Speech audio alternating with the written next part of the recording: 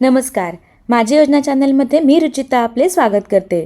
महाराष्ट्र राज्यातील महा-डी-बी-टी योजनेची वाट पाहणाऱ्या शेतकरी बांधवांसाठी कृषी विभागाने एक अत्यंत महत्त्वाची आणि तातडीची सूचना जारी केली आहे.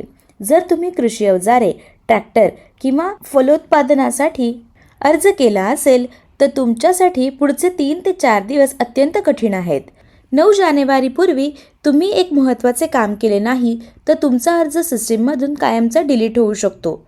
नेमकी काय आहे ही अपडेट पाहूयात सविस्तर. शेतकरी मित्रांनो, कृषी विभागाने राज्यातील तब्बल 33 लाख शेतकऱ्यांना मोबाईलवर SMS पाठवले आहेत.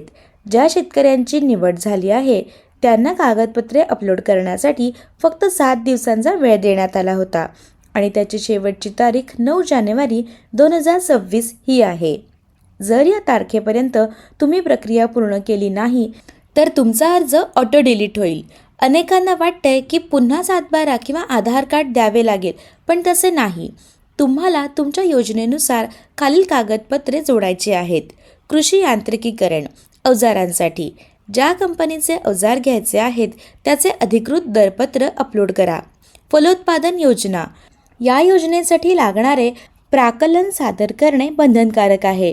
ही कागदपत्रे दिली तरच तुमचा अर्ज पुढच्या प्रक्रियेसाठी पात्र राहील.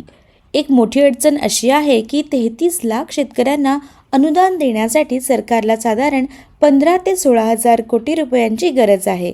सध्या निधीची कमतरता असल्यामुळे अनेक शेतकऱ्यांनी कागदपत्रे देऊनही त्यांना पूर्वसंमती मिळण्यास उशीर होत आहे. तरीही आपला अर्ज बाद होऊ नये म्हणून तांत्रिक पूर्तता करणे आपल्या फायद्याचे आहे. लक्षात ठेवा, आता जुनी लॉटरी पद्धत बंद झाली आहे. आता जो आधी कागदपत्रे देईल त्याला आधी संधी या तत्वावर काम सुरू आहे. त्यामुळे पेंडन्सी कमी करण्यासाठी कृषी विभागाने हे 7 दिवसांचे अल्टिमेटम दिले आहे. थोडक्यात सांगायचे तर 9 जानेवारी ही तुमची शेवटची संधी आहे. जर तुम्हाला अजूनही SMS आला असेल किंवा पोर्टलवर तुमची निवड दिसत असेल तर तातडीने सायबर कॅफेमध्ये जाऊन किंवा स्वतः मोबाईलवरून कोटेशन अपलोड करा. पूर्वसंमती मिळायला उशीर झाला तरी चालेल, पण अर्ज रद्द होऊ देऊ नका. मी रुचिता या महत्त्वपूर्ण माहितीसह इथेच थांबते. माझी योजना चॅनलला सबस्क्राईब करा. धन्यवाद.